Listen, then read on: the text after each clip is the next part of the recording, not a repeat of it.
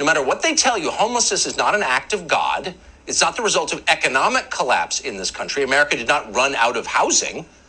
Instead, a determined group of well-funded ideologues decided to make it easier to live on the streets in this country while doing drugs. Tucker Carlson's absolute hatred for the poor is quite disturbing. And when I say he hates the poor, I mean he hates the poor. So the city's priorities could not be clearer than that. You lavish money on the least productive, most antisocial parasites in our society, and then you punish Americans who work for a living. Got it? Yep, he literally sees them as parasites. Now, the truth is there is a solution to homelessness.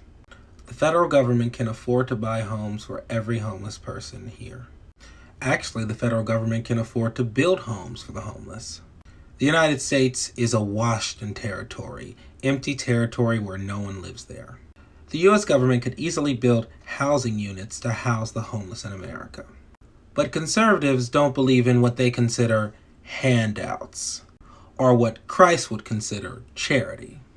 A new apartment with stunning views of the Space Needle and Puget Sound. Using part of its share of the $1.9 trillion COVID relief package, the city bought 3 brand new apartment buildings for $50 million for 165 homeless, a price of $300,000 per unit. In Los Angeles, Skid Row is about to get a new neighbor, a 19-story high-rise for homeless, costing taxpayers $160 million or $580,000 per unit. Now keep in mind, out of $1.9 trillion given in the relief package, all of that cost about $100 million, which is less than 1% of the amount of money spent in the relief package.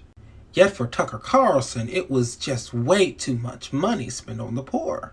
What you're watching here is civilization collapsing in real time.